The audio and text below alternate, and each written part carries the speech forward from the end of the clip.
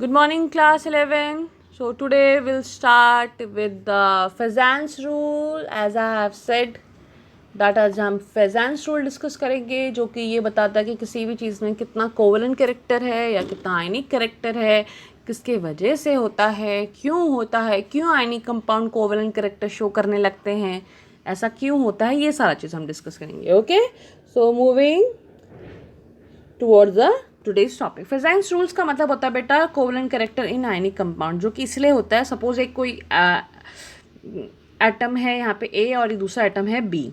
अगर ये इसका जो कैटाइन है और ये दूसरा एनाइन है, हमें पता है एनाइन के ऊपर जो इलेक्ट्रॉन होंगे तो वो क्या है, दूसरे वाले कैटाइन की तरफ क्या करेंगे, मूव करने की कोशिश करेंगे, है ना. यही तो टेंडेंसी होती है कि ऑपोजिट चार्ज अट्रैक्ट करते हैं, इलेक्ट्रोस्टैटिक फोर्स ऑफ अट्रैक्शन होता है, तो इस तरफ क्या होते हैं, पुल होने लगते हैं. यानी जो कुल मिला के जो इलेक्ट्रॉन का जो क्लाउड होता है वो डिफॉर्म होने लगता है. अगर एटम उसका शेप अगर स्फेरिकल होता है तो वो बाद में कैसे होने लगता है, तो वो बाद में कुछ इस तरीके से होने लगता है. ओके, क्यों? क्योंकि इसके इलेक्ट्रॉन जो है उसकी तरफ पुल हो रहे हैं. यानी इस कैटाइन ने क्या करा, इसके इलेक्ट्रॉन को अपनी तरफ पुल कर लिया, तो इसके एक साइड में क्या होता है, डेंसिटी बहुत ज़्यादा बढ़ जाती है, बहुत ज़्यादा नेगेटिव चार्ज हो जाता है, और इस साइड में नेगेटिव चार्ज कम हो जाता है. यानी क्या हुआ, इस कैटाइन ने क्या करा, इसकी अपनी पोलराइजिंग पावर से उसके इलेक्ट्रॉन को पुल कर लिया. और यहाँ ये जो एनाइन था, ये क्या होगा, ये इसका हो गया पोलराइजेशन. प्लीज़ रिमेंबर, कैटाइन ने क्या करा, कैटाइन ने यूज़ करी अपनी पोलराइजिंग पावर, और एनाइन का क्या हो गया, एनाइन का हो गया पोलराइजेशन, जिसके यानी अब इलेक्ट्रॉन क्या हो गए, शेयर हो गए. देखो आयनिक कंपाउंड था ना, पॉजिटिव और नेगेटिव. फॉर एग्जांपल ये Na पॉजिटिव का स्ट्रक्चर है, ये Cl नेगेटिव का स्ट्रक्चर है, तो Cl के इलेक्ट्रॉन धीरे धीरे Na पॉजिटिव की तरफ गए. यानी अब कुल मिलाकर ये आयनिक कंपाउंड कैसा कर रहा है, इलेक्ट्रॉन शेयर कर रहा है, यानी कोवलेंट कैरेक्टर दिखा रहा है. ठीक, चलिए अब बात करते हैं डिटेल में इसके कैटाइन के बारे में. जो कैटाइन है वो क्या करता है, पोलराइजिंग पावर दिखाता है. सबसे फैक्टर जो उसको इन्फ्लुएंस करता है वो है साइज ऑफ कैटाइन. बेटा साइज ऑफ कैटाइन जितना छोटा होगा, पोलराइजिंग की पावर उतनी ज़्यादा बढ़ जाएगी और कोवलेंट कैरेक्टर भी उतना ही ज़्यादा बढ़ जाएगा.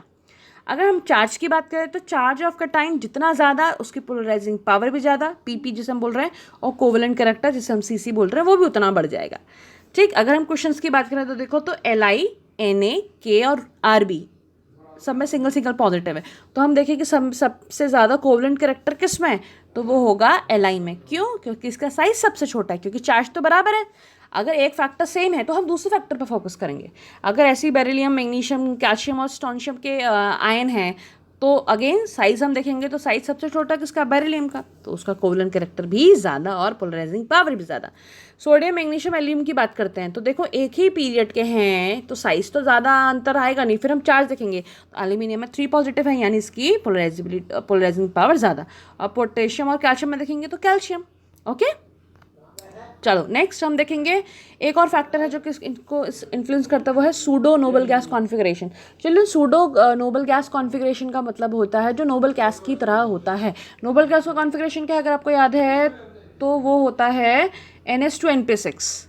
ठीक, और सूडो नोबल गैस जो हम दिखाते हैं, यानी अगर किसी का कॉन्फ़िगरेशन ऐसा हुआ NH2NP6 ND10, यानी कुल मिला के जिसमें कितने हो, जिसमें हो 18 इलेक्ट्रॉन आउटर शेल में, तो वो दिखाता है. तो यानी जिस कैटाइन में, किसी एलिमेंट में नहीं देखेंगे प्लीज़, हम हमेशा कैटाइन में देखेंगे pseudo noble gas configuration.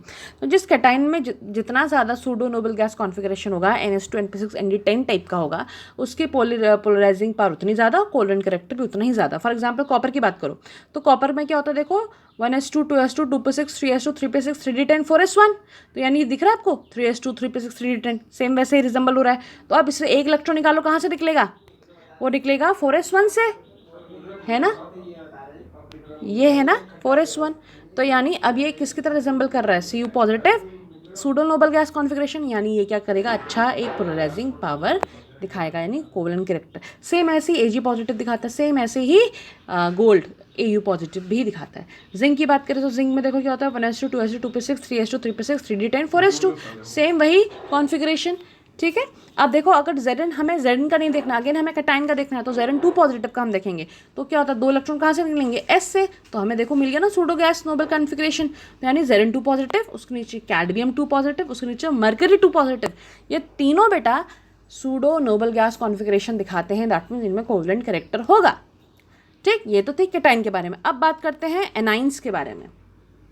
Anions के बारे में अगर हम बात करें तो एनाइंस में साइज ऑफ एनाइन जितना ज़्यादा बड़ा होगा, देखो अपवर्ड एरो लगाया ना, और उतनी ही पोलराइजिंग पावर होगी, पोलराइजेशन होगा, और उतना ही कोवलेंट कैरेक्टर ज़्यादा।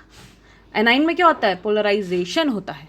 और अगर हम चार्ज की बात करें तो चार्ज ऑफ एनाइन में जितना ज़्यादा पोलराइजेशन उतना ज़्यादा, तो कोवलेंट कैरेक्टर भी ज़्यादा।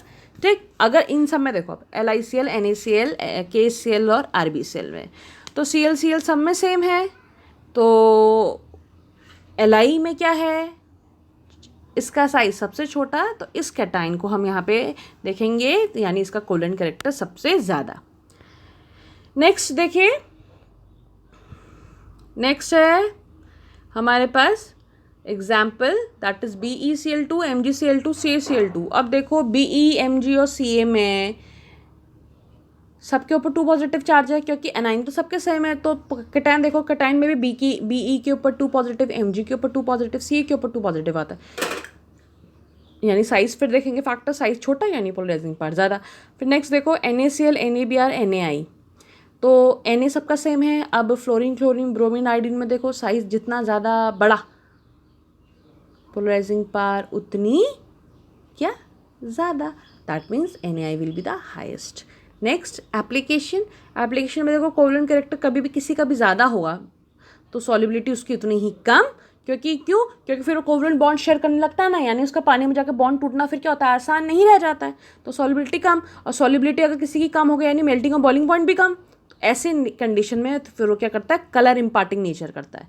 देखो मैंने एरोज बनाए इनके आगे, आप ध्यान से देखिए, कभी भी किसी का कोवलेंट कैरेक्टर जितना ज़्यादा तो सॉल्युबिलिटी उतनी ही कम, मेल्टिंग और बॉइलिंग पॉइंट भी कम, पर कलर इम्पार्टिंग नेचर बढ़ गया।